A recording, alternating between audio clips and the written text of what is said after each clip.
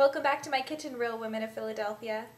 My name is Sarah, and today I'm making one of the last few recipes for this competition, and I'm really kind of sad to see that it's almost over. But I'm happy because I've come up with a lot of new recipes and I've met some new friends.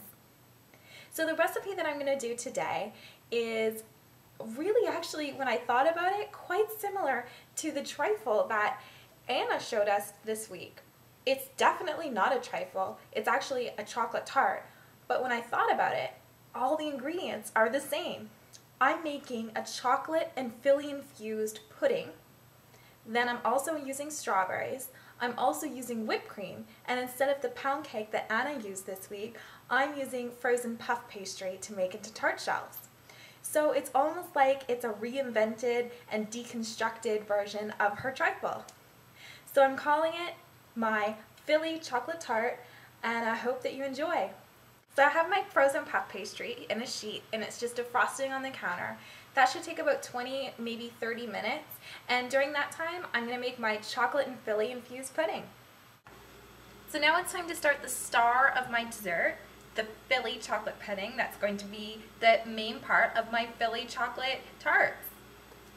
So this is a really simple pudding recipe, and if you are running out of time, you could always use instant pudding and then just mix in some Philadelphia light cream cheese, but I'm going to make my own because it's just so simple. So I have 4 tablespoons of cocoa and 5 tablespoons of just all-purpose flour. I'll put those into a pot. I have 3/4 of a cup of granulated white sugar, and I'm just adding that in too. I have a 1/4 tablespoon of salt. I also have a 1.5 cups of milk as well as 2 egg yolks. So I'll add those in. And my pot is still off the stove right now, so it's going to be okay to add my eggs right now. And of course the last thing I need to add before I put my pudding on the heat is my Philadelphia light cream cheese, and I'm going to add 1/2 package or 1/2 cup. So it's all in a pot and it's still off the heat, so now I'll just use my whisk and stir it all together, and then I'll get it cooking on the stove, stirring constantly, and then it will be all done, just about 5 to 10 more minutes. So I've got my chocolate pudding all cooked, and it's definitely thickened up, but I can see that there are a few lumps in here, and I want my pudding to be perfectly smooth. I guess that's why Anna added her cream cheese right at the end, because my lumps are cream cheese.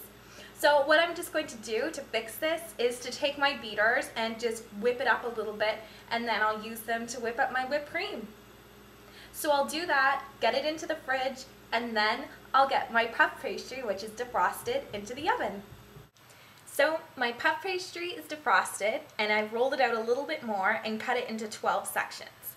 I have 12 of these little tart shells that were my Nana's, and I'm going to use these to get really interestingly shaped tart shells for this recipe. So now I'll just slip them in, put some little holes in the bottom just so that they don't puff up too much, and then slip my tart shells into the oven, and they should cook for probably about 15 minutes, and then by that time my pudding will be a little bit cool and I'll be ready to layer up my tarts.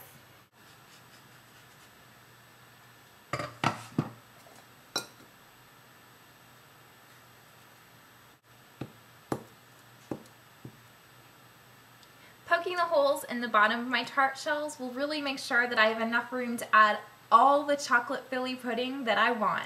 So I've got my tart shells out of the oven, and they puffed up even though I used a fork to poke them down, but I just took a fork again and poked a few more holes and flattened them down so there's enough space for me to put in my Philly chocolate pudding as well as some whipped cream and strawberries. So here's a close-up of one of my tarts, and I'll show you how pretty the scalloped edges are going to be because I use these tart shells. So I think it looks really nice and a nice elegant touch if you have tart shells, but if you don't, you can always use a muffin tin, or if you're running even too short on time to use frozen puff pastry, you can always use store-bought tart shells as well.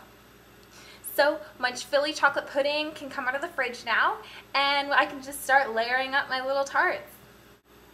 My Philly chocolate pudding's out of the fridge. It's still warm, but it's solidified a little bit more from being in the fridge for the 15 to 20 minutes while I was making and baking my little puff pastry tart shells. But now it's time to layer up my dessert.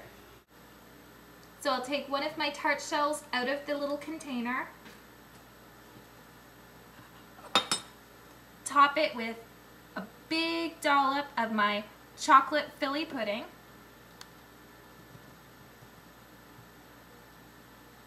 maybe two.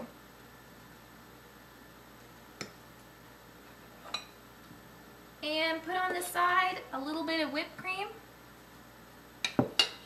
and a few fresh strawberries.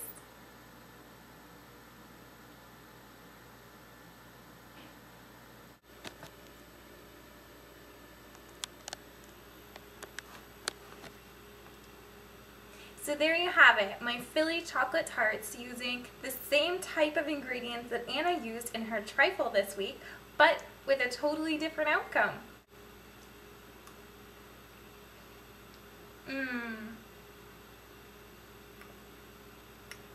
I hope you try my dessert. I hope you like it. Good luck in the competition and have a great day.